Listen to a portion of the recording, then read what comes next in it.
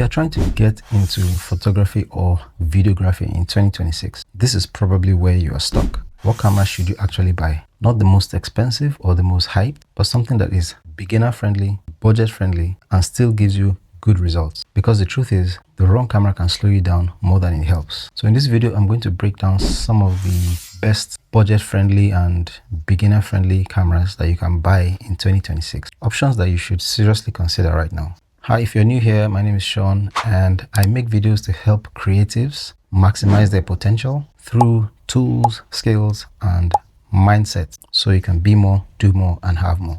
Let's get into it.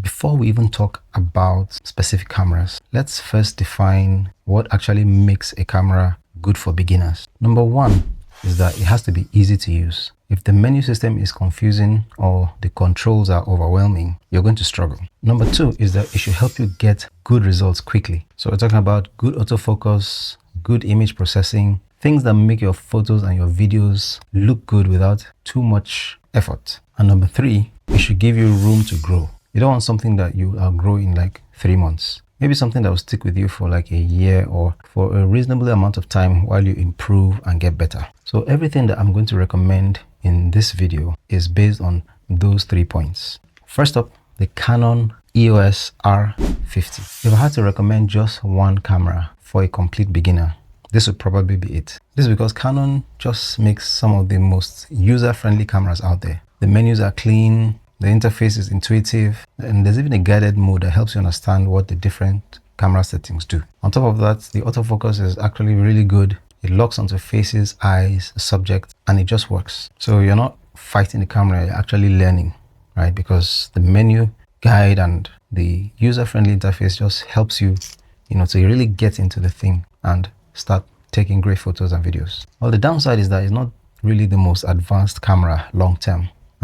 But honestly, I think that's a fair trade-off for how easy it is to start with. Another one I'll talk about or recommend is the Canon EOS R10. Now think of this as the R50's bigger and more capable sibling. So you're getting better performance, more controls, faster shooting, but still with that Canon ease of use. So if you're someone who knows you're going to take this thing really seriously, maybe you want to shoot professionally at some point, not just as a hobbyist, or you just want more flexibility, more control, then this is really a solid step up. The only real downside is that, of course, the price is a bit higher and it's slightly more complex than the R50, but it's still very teachable. Next up is a very popular option. And also, if your focus is more on video content creation like YouTube, vlogging, then we'll talk about the Sony ZVE10. And this is a camera that is definitely worth looking at. It was designed for creators. It's simple. It has great autofocus. A lot of Sony cameras actually do have really good autofocus. It has a flip screen like this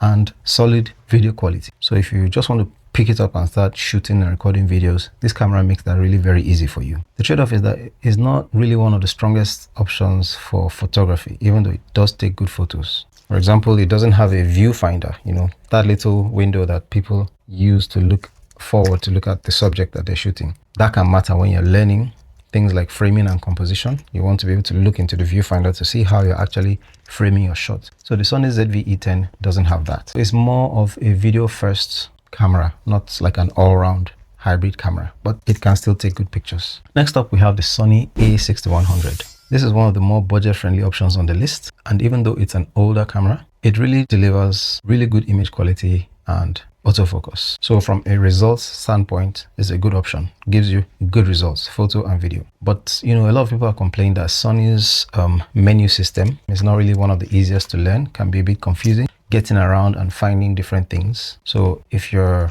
a beginner or you're teaching beginners or you're just completely new to photography, it might take a while for you to really get comfortable with the menu system. So still a good camera, but just maybe not the easiest starting point. Another option I'll recommend is the Sony A6700, which is what I have in my hands here. Now this is more of an advanced hybrid camera, but I'm including it because some of you might want something you can grow into long term, and this is a really good option. This is a camera that you will keep for a while because it can do everything. For a beginner, you're just starting, helps you easily get good, clear, sharp images and video, and it can also work in more advanced and professional settings. The autofocus is top tier, the video is excellent, and the image quality is really great. It's the kind of camera that you can use professionally, like I said, but it's more expensive and definitely more complex. So I probably not recommend this as your very first camera unless you're really trying to take this serious and you're ready to invest some time learning all the things that you can do. Let me try and simplify everything. If you're a complete beginner and you want the easiest experience,